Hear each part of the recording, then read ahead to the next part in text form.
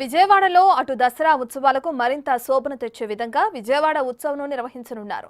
మన చరిత్ర సంస్కృతిని ప్రతిబింబించే విధంగా అనేక కళారూపాల ప్రదర్శనలు ఈ వేడుకల్లో ప్రదర్శించనున్నారు. విజయవాడ ఉత్సవం కోసం అన్ని ఏర్పాట్లు చేశారు. ఈ కార్యక్రమానికి విశేషమైన స్పందన వస్తుందంటున్న అటు జిజ్ఞాన ఆర్గనైజేషన్ వైష్ణవితో మా ప్రతినిధి సాహిత్య ఫేస్ టు ఫేస్. విజయవాడలో దసరా ఉత్సవాలతో పాటు విజయవాడ ఉత్సవం ఘనంగా ప్రారంభం కానుంది. రేపటి నుంచే విజయవాడ ఉత్సవం అయితే అందరినీ కూడా ఆకట్టుకోబోతుంది. అయితే దీంట్లో కల్చరల్ ఈవెంట్స్తో పాటు అనేక రకమైన కార్యక్రమాలు అయితే జరగబోతూ ఉన్నాయి.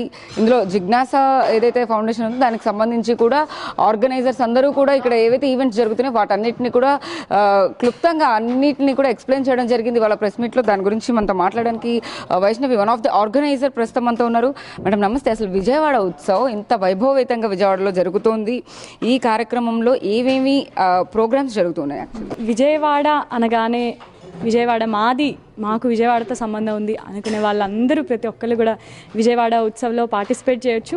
మనకి 4 ప్రధానమైన కేంద్రాలు, ఎగ్జిబిషన్ గ్రౌండ్స్, అలాగే Punnami Ghat and Ghantasala music college and Tummalapalli Kalakshetram, ఈ 4 ప్రదేశాల్లో కూడా వెన్యూస్లో చాలా వైభవోపేతంగా కార్యక్రమాలు జరగనున్నాయి. వీటితో పాటుగా కొన్ని సబ్ వెన్యూస్ ఉన్నాయి. మన కాంపిటీషన్స్ అవన్నీ కూడా జరుగుతున్నాయి. కేఎల్ యూనివర్సిటీ కావచ్చు, అలాగే విపి సిద్ధార్థ పబ్లిక్ స్కూల్ కావచ్చు. క్లుప్తంగా చెప్పాలంటే మనకి గొల్లపూడి ఎగ్జిబిషన్ గ్రౌండ్స్లో ఈ 45 రోజుల ఎగ్జిబిషన్ రేపటి నుంచి ప్రారంభం అవుతుంది. 400+ స్టాల్స్ తోటి, అలాగే ఈ 11 days కూడా 11 బిగ్ సింగర్స్ యొక్క కాన్సర్ట్స్ జరగనున్నాయి. సునీత గారు కానీ, కార్తిక్ గారు కానీ, సందీప్ నారాయణ గారు, వీరందరూ కూడా రోజుకొక కాన్సర్ట్ చప్పున ఈ 11 రోజులు జరగనున్నాయి. పున్నమి ఘాట్లో కూడా మనకి రోజు మన ఆంధ్రప్రదేశ్ తెలుగువారి సంస్కృతిని ప్రతిబింబించేలా ఎన్నో సాంస్కృతిక కార్యక్రమాలు పున్నమి ఘాట్లో జరగనున్నాయి. అలాగే దసరాలో మన అమ్మవారు చాలా అమ్మవారికి సెంట్రిక్గానే ఈ అన్ని ప్రోగ్రామ్స్ జరుగుతున్నాయి. పైన మనకి దుర్గమ్మ ఎలా ఉన్నారో ఆ దుర్గమ్మని తలపించేలా ఇంకొక దుర్గమ్మ మనకి పున్నమి ఘాట్లో కొలువై ఉండనున్నారు. పైన మనకి దుర్గగుడిలో ఎటువంటి కార్యక్రమాలు, అభిషేకాలు, అర్చనలు ఏవైతే జరుగుతాయో ఆ కార్యక్రమాలు అన్నీ కూడా కింద మన దుర్గమ్మకు కూడా కింద కూడా చేయనున్నారు పున్నమి ఘాట్లో విజయవాడ యొక్క కల్చరల్ హిస్టరీకి సంబంధించిన ఒక వినూత్నమైన ఫోటో గ్యాలరీ అండ్ ఎగ్జిబిషన్ కూడా జరగనుంది. మనకి Ghantasala music college and Tummalapalli కళాక్షేత్రంలో 2 రోజులు కూడా ఎన్నో చారిత్రక, సాంఘిక, పౌరాణిక నాటకాలు, ఆంధ్రప్రదేశ్ రాష్ట్రానికి సంబంధించిన అనేక శాస్త్రీయ, జానపద అండ్ గిరిజన కళలు కూడా ఈ 2 వెన్యూస్లో ప్రదర్శనలు జరగనున్నాయి. మనకి కూచిపూడి కావచ్చు, భరతనాట్యం కావచ్చు, కథక్, ఆంధ్రనాట్యం, పేరిణి, ఇట్లాంటి పేరెన్నిక గన్న డాన్స్ ఫామ్స్ అన్నీ కూడా అక్కడ జరగబోతున్నాయి. ఓకే, సో మొత్తం మీద అంటే అందరికీ కూడా ఫ్రీ ఎంట్రీ ఉంటుంది అనుకుని చాలామంది అనుకున్నారు. బట్ కానీ ఇక్కడ కూడా టికెట్స్ అనేవి ఏ టైంలో ఎక్కడెక్కడంటే బుక్ మై షోలో కూడా టికెట్స్ ఉన్నట్టుగా కూడా మనకు అర్థమవుతా ఉంది. ఒక్కొక్కటి అంటే పిల్లలకి కానీ అందరికీ ఒకటే కైండ్ ఆఫ్ రేట్ ఉంటుందా, లేకపోతే ఎంత సమయం వరకు వాళ్ళు స్పెండ్ చేయొచ్చు ఒక టికెట్కి? అంటే బుక్ మై షోలో 499 చూపిస్తుంది, 2 hours అని చూపిస్తుంది. దాని గురించి ఏమైనా క్లారిటీ ఇస్తారు?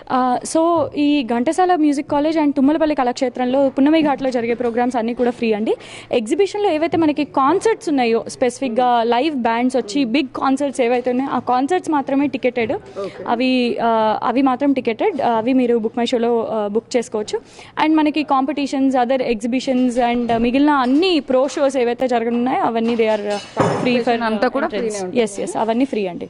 సో మొత్తం దసరాకి సంబంధించి కూడా అమ్మవారే కాకుండా ఇక్కడ విజయవాడ ఉత్సవ్కి సంబంధించి విజయవాడ అందరూ వెయిట్ చేస్తున్నారు. విజయవాడ ప్రజలకు ఏం చెప్తారు మీరు జిజ్ఞాస తరపు నుంచి? కానీ ఈ కార్యక్రమం అంతా కూడా జరుగుతుంది కాబట్టి అంటే రోడ్ల మీద కూడా కొన్ని ఏవైతే కాంపిటీషన్కి సంబంధించిన నాట్య ప్రదర్శనలు కూడా జరుగుతాయని విన్నాము.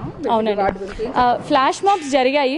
మనకి స్టూడెంట్స్, విజయవాడలో ఉన్న డిఫరెంట్ ఎడ్యుకేషనల్ ఇన్స్టిట్యూషన్ నుంచి స్టూడెంట్స్ కూడా వచ్చి వాళ్ళు పార్టిసిపేట్ చేస్తూ చాలా ప్రాంతాల్లో ఫ్లాష్ మాబ్స్ కూడా చేయడం జరిగింది. ఈ దీంట్లో కూడా 28వ తారీఖు మనకి గ్రాండ్ కార్నివల్, 3000 మంది జానపద కళాకారులతోటి గ్రాండ్ కార్నివల్ ప్లాన్ చేస్తున్నాము. దానిలో గరగలు, తప్పెటగుళ్ళు, కొమ్ముకోయ, కోలాటం, ఇట్లాంటి అనేక డాన్స్ ఫామ్స్, ఫోక్ ఫామ్స్, మన కృష్ణా జిల్లాకు చెందిన డప్పు కళాకారులు కానీ, తప్పెటగుళ్ళు కానీ, ఇట్లాంటి అనేక కళాకారులు దీంట్లో రానున్నారు. కాళికా వేషాలు కావచ్చు, బేతాళ వేషాలు కావచ్చు, ఇవన్నీ కూడా 28వ తారీఖు మనకి కార్నివల్లో చూస్తున్నాం. దీనికి కూడా దేశం నుంచి అనేక మంది ప్రముఖులు అతిథులుగా కూడా ఈ కార్యక్రమానికి రాబోతున్నారు.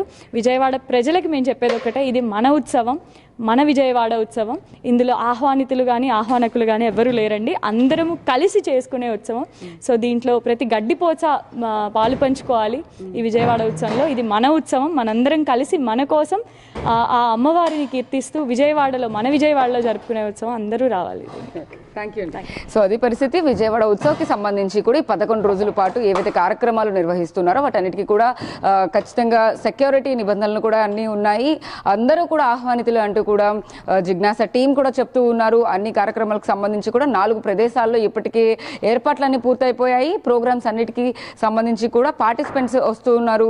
సాయంత్రం ఏవైతే కాన్సర్ట్కి సంబంధించి కూడా అందరూ కూడా ఆహ్వానితులు అంటూ వాళ్ళు చెప్తున్న పరిస్థితి కనపడుతుందని చెప్పొచ్చు. వీడియో జర్నలిస్ట్ రాజ్ కుమార్తో సాహిత్య